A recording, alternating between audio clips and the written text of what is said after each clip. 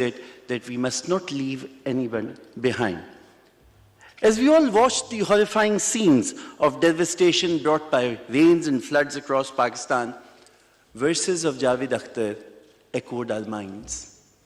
कहीं दरिया किनारे कोई बस्ती रो रही है, मैं इतनी दूर हूं और मुझको वहशत हो रही है. Somewhere on the banks of a river, a village is wailing. I'm far away, and yet I'm shivering. I request the Speaker of the National Assembly of Pakistan and the host of the 3rd IPU Regional Seminar on Achieving Sustainable Development Goals for his inaugural address.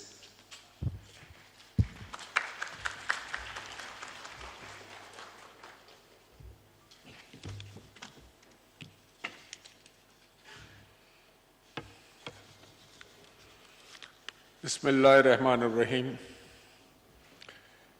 His Excellency Mr. Duarte Pechu, President of the Inter-Parliamentary Union, Ms. Rumina Khurshid Alam, Convener National Parliamentary Task Force on SDGs, distinguished members of Parliament, and delegates from the Asia-Pacific countries. Assalamu alaikum and a very pleasant good morning. It gives me immense pleasure to welcome the fellow parliamentarians from the Asia-Pacific countries at the 3rd Regional Seminar for the Asia-Pacific region, Parliaments on Achieving the Sustainable Development Goals in our capital city, Islamabad. I also take this opportunity to thank His Excellency Mr. Duarte Pechu, President of the Inter-Parliamentary Union, and the entire IPU team for their tireless support to the National Assembly of Pakistan and its National Parliamentary Task Force on SDGs in jointly organizing this important seminar. The Inter-Parliamentary Union, established in 1889, remains a key institution of global parliamentary community working for its mission of inclusive democracy. The two-day international seminar will help MPs and delegates from the region to deliberate upon a wide spectrum of related thematic sessions on imperative topics such as envisioning inclusive development in the wake of socio-economic challenges of the Asia-Pacific region, climate change, hunger and malnutrition, promoting quality education and decent work for youth, and ensuring equitable access to health, and for us legislators to understand our role in ensuring effective mitigation of climate change adversities in this region. The seminar provides us a very timely opportunity to reassess the national and regional strategies towards achieving the SDGs till 2030 in wake of huge socio-economic jolt to our countries due to the COVID-19 pandemic, especially with the challenges of providing decent work, equitable health, and ensuring food security in a world marred by adverse effects of climate change in the form of extreme drought in some regions, while flash floods in others. Ladies and gentlemen, Pakistan hosts this crucial seminar for the Asia-Pacific nation at a critical juncture, as only a few days ago we faced record monsoon rains, and melting glaciers in northern mountains that triggered floods, which have killed more than 1,300 people, displaced 33 million people, sweeping away houses, roads, railway tracks, bridges, livestock, and crops worth around 30 billion United States dollars. I would urge upon all participants to avail this opportunity to especially focus their deliberations on this grave global climate change challenge to human security. The floods come as the climate emergency continues to wreak havoc across the globe. Europe is confronting its worst drought in 500 years.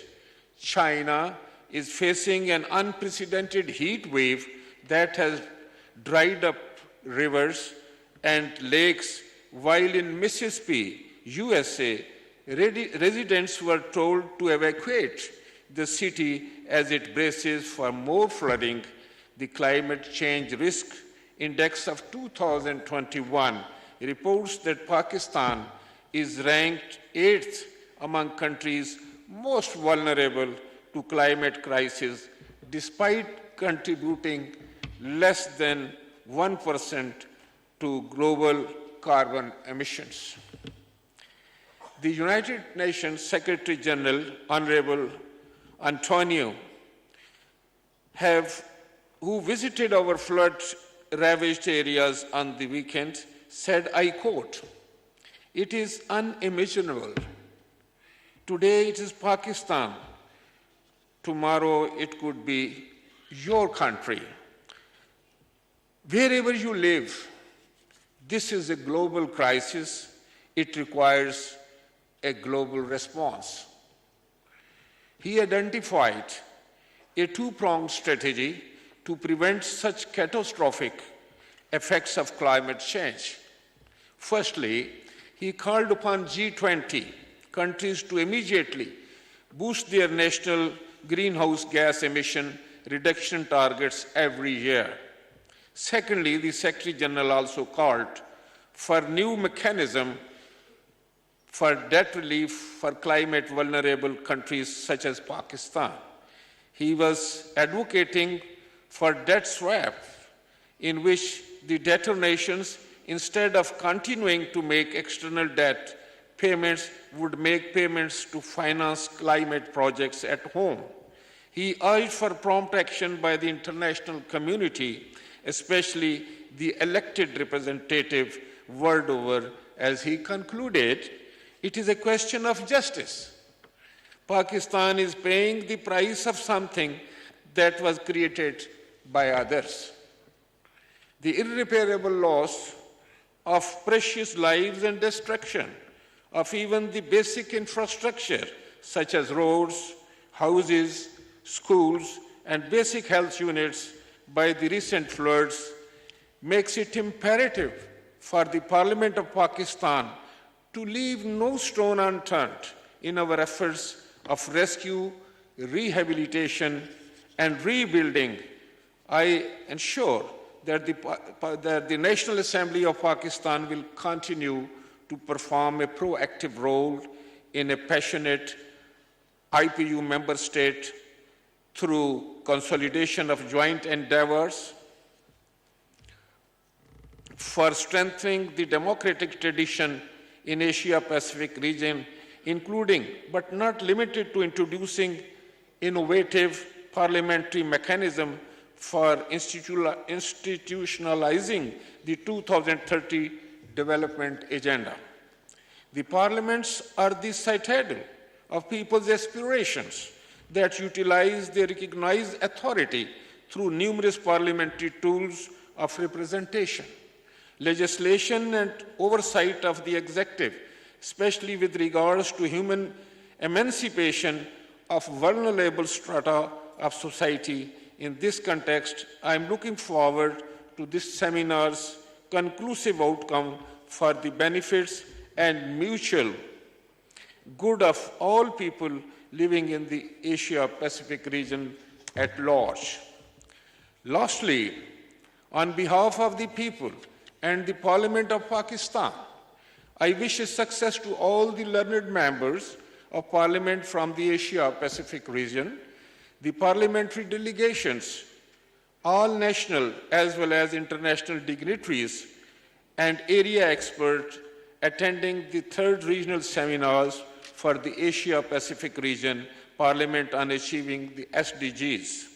I look forward and hope the outcome document of the seminar will surely provide concrete way forward on all of the crucial themes under discussion, especially with regards to the dire threat of global climate change that endangers people beyond borders and nationalities. Long live our continued passion and joint endeavors towards an integrated set of way forward for implementation of SDGs besides the challenges posed by natural calamities, man-made disasters, and the COVID-19 pandemic. I thank you all once again, ladies and gentlemen. Pakistan Zindabad. Well, I have been, honorable guests, I bring into your kind notice that we have discussed with the IPU president to bring emergency agenda item at the next IPU General Assembly in Rwanda to highlight developing countries of endanger of climate change, negative effects on their economies, and responsibility of the rich nations to take corrective actions. And I am grateful to the President that he has accepted to help us to bring this agenda item. Thank you very much.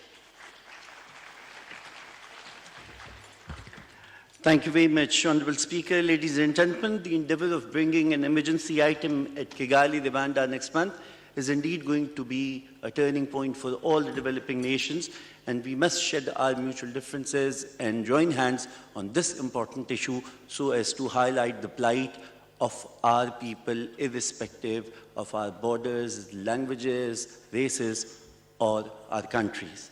With this, ladies and gentlemen, this inaugural ceremony comes to its close. We will break for tea, after which we'll reassemble in the designated committee rooms as well as in this hall for our breakout sessions. I thank you all.